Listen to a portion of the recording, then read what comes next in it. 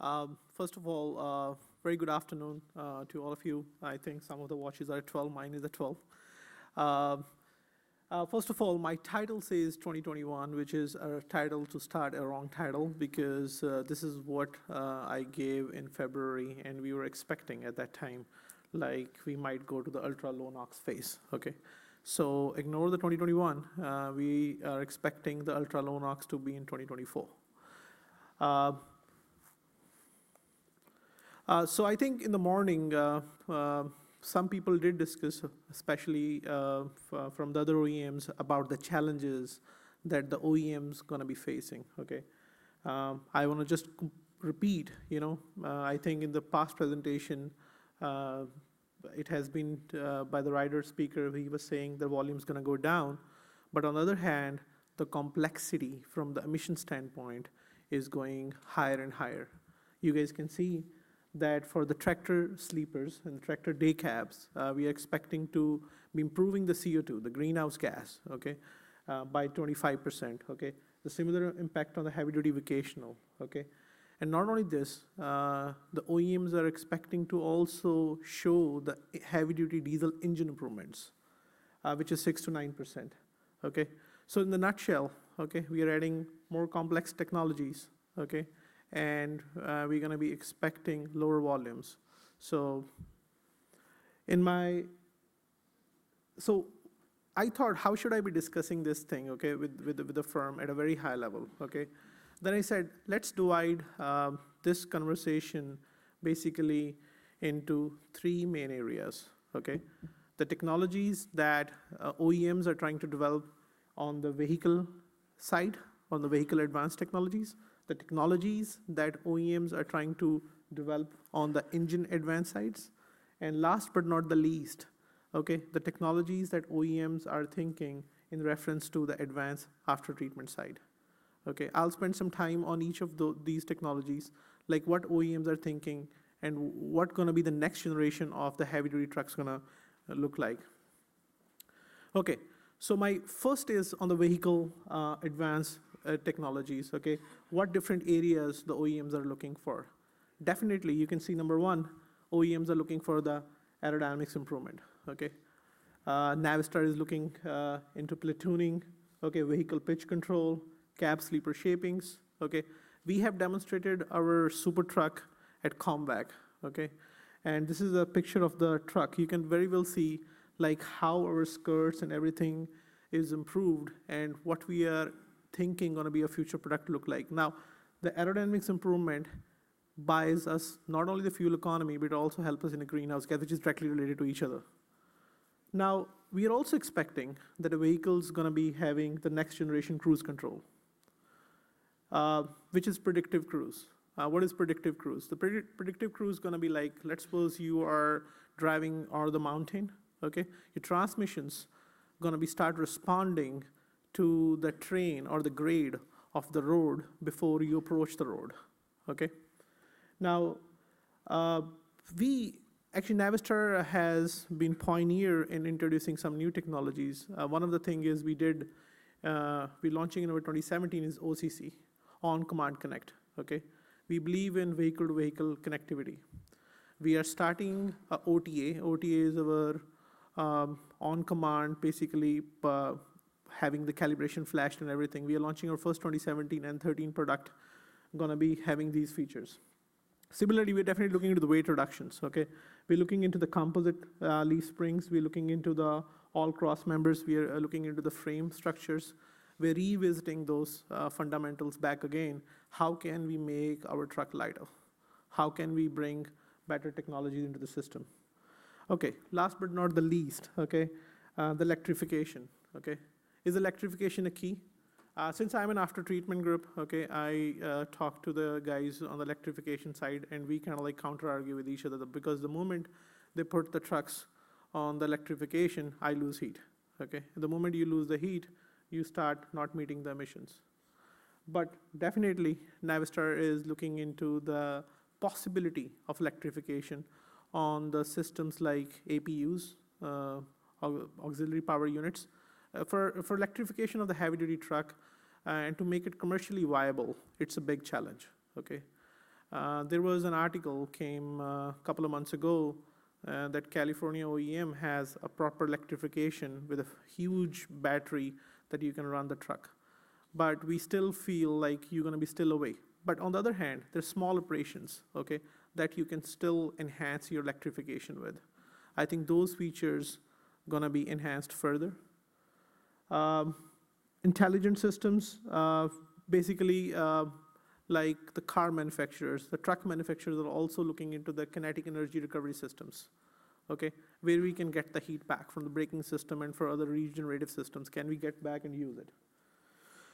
So the nutshell story is like, if you look into these 6 areas, okay, we are kind of like dividing the engineering into these 6 areas, and we are trying to work into these respective areas to come up with a methodology how we can improve the vehicle dynamics overall. Okay, the next one is engine, okay? Now, there are 2 things that are happening on engines. One is the greenhouse gas. The greenhouse gas is basically driving the OEMs to have a better fuel economy, okay? There are different ways to get a fuel economy. I'll go in those areas, those 4 points in a minute. But on the other hand, the fuel economy means that you want to make sure that you're not burning excess of fuel. Means if you're not burning excess of fuel, basically we are saying, let's run engine colder, okay? And if you see the exhaust gas temperature of the 2010 engines, 2012 engines, and 2013 engines, exhaust gas temperature is dropping day by day, okay? We are almost at a stage where it is becoming very difficult for the OEMs to meet the FTP emission cycles. Now, in the next slide, I'll show you the challenges that are going to pose to the ultra-low NOx, because ultra-low NOx is all about controlling the NOx at the first 400 seconds, because when the FTP is just starting. So again, on the engine side, on the fuel economy side, okay, or engine side from the greenhouse gas CO2 standpoint, we are looking into the 4 main areas. Definitely, we go back to our basics. We are hoping to improving the friction or parasitic losses. We are definitely looking into how we can increase the peak cylinder pressures. We are already at the limit, but we are working with Colby Schmidt and other partners how we can increase the pressure in the cylinders. Definitely the air system efficiency. What we can get more from the VGT. Can we use some kind of smart compressors that will enhance the torque, or that can enhance certain features in the engine? And last but not the least, after-treatment efficiency. In the after-treatment efficiency, I have one slide where I will show a little bit more details what are we trying to do. We are trying to see that can we attach the after-treatment system closer to the engine, because then we can retain the heat. Number 2, can we basically have the less back pressure possible, okay? Because back pressure is the key for us, okay? The less of the back pressure, the less of the pumping losses, the better for the fuel economy, okay? So all these things are kind of like important for Navistar or any other OEM. So this is just a walk to show you that how we are thinking, and basically we are definitely working in 2017 on the low-hanging fruit, which is easy for us to do, okay? You guys gonna see some of these features coming in our N13 also. Then going in 2021, we're gonna be definitely working on the similar features, but we're gonna be working with advanced turbo charging and reduce EGR system losses. So these are just step approaches in the system, okay? Now, the question is, will this give us a 6 to 9% of heavy-duty diesel engine improvement in the greenhouse gas? Okay, we are working on it, and we think it will. Now, as an OEM, we don't want to adopt to the technologies that are too expensive for us, okay? Like, there is a CO2 standards, and I think there is also a CO2 alternate standards. As an OEM, we would definitely like to stay on the alternate path where we don't have to put too much technology into our engines. What I'm quote unquote, I'm saying like waste heat recovery is a very favorite topic among a lot of people, and they think waste heat recovery is a solution. Yes, it is a solution, provided it's packaged and provided it is very cheap, okay? If those two are not there, maybe waste heat recovery might not be the solution for us. So what we are looking from the OEM standpoint is, like, what can we do without adding the additional advanced technologies? Now, as we are adding those technologies, one particular critical thing is coming in my mind is like serviceability, okay? Serviceability also plays a very key role on the strategies that we are deciding. I'll go to the next slide and I will come back if it correlate. On the engine side, on the after treatment side, okay? So we divided after treatment into 4 areas, okay? Number 1 is thermal management, okay? Number 2 is low temperature def dosing, okay? Number 3 is catalyst formulations, what we can do in advanced catalyst, okay? And last but not the least, what architecture we can change on our vehicles, on our engines that can help us meeting better emissions, okay? I'll go with the number 1. The number 1 is thermal management, okay? These are just options. This is not what Navistar is trying to do everything. So we are trying to be doing a lot of simulations before we actually go to any technology adoption. These are the options that we are kind of like looking into, okay? We are looking into electrical heated substrates, okay? We are looking into the exhaust bypass. We are definitely looking into the exhaust post-injection. Now, thermal management is a key because if, let's suppose, OEMs are being asked to deliver ultra low NOx, then this column number 1 become extremely, extremely important for us. If you ever saw the NOx emissions coming out of the engine, we generate about 0.08 gram per HP hour of NOx in first 400 seconds. And during those 400 seconds, the exhaust gas temperature at the SCR inlet is just merely less than 200 degrees Celsius. So we are basically not even in the stage to do the active dosing, okay? Leave apart the idea of controlling that NOx. And a lot of people on the hard FTP, our average conversion efficiency is 97%. But if you see 400 to 1200 second, we control 99%. But this is first 400 second that lower our conversion efficiency. So 2 things. What can we do to heat these systems up?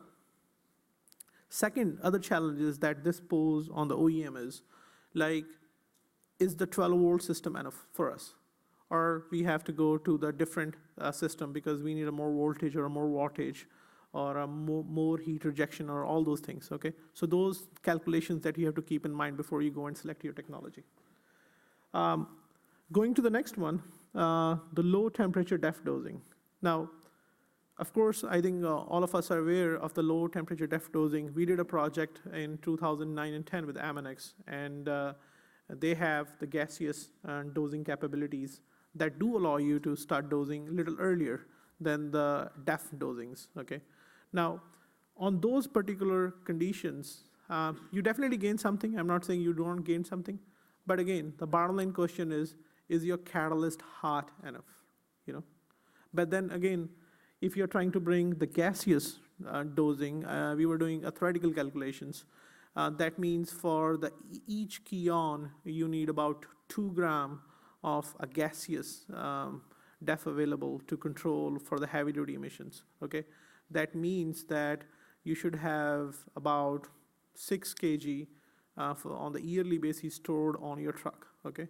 The gaseous ammonia, then you need to have replacements of those things, then you need to have a service cycles on those things.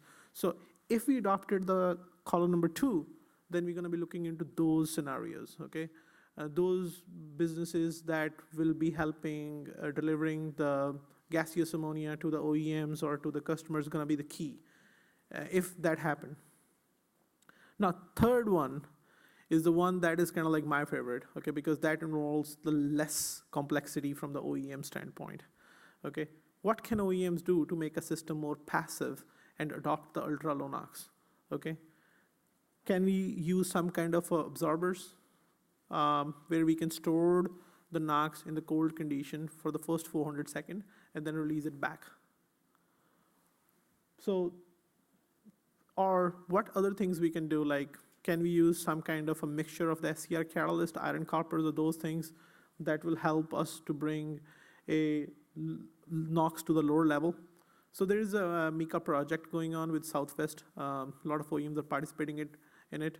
We are working on the similar concepts on our super truck program to basically come with an ideas how to control the NOx. Okay. Last but not the least, we have concepts where we are trying to come with on-engine after-treatment systems. Okay. We are coming with the strategies like dual dosing of the DEF. Can we do the pilot DEF dosings into the systems? Now the challenges on the on-engine is that, first of all, you have to revamp your engine. You have to clean your hot side, okay? If you look into the engines and you see the turbochargers, there is a lot of material on the hot side. So you need to create a lot of space on your hot side. So basically, the architecture of the heavy-duty diesel engines will change if we go to that particular one. Second thing is your weight has to be, you cannot put like 450 kg of after-treatment system because it's going to be adding so much weight and so much of the bending moment issues on the system. So you might be splitting the after-treatment system, okay?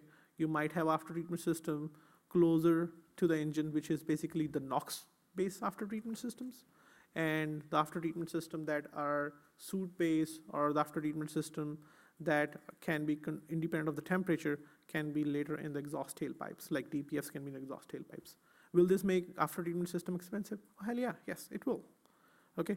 But the thing is, it definitely gives you some advantage, you know. Now, one thing to notice is like these kind of like systems will definitely take us away from a circular diameter after treatment cans, okay? This will definitely bring us in the era where our catalyst gonna be non-uniform shapes, okay? Because of the packaging constraints on our systems, okay?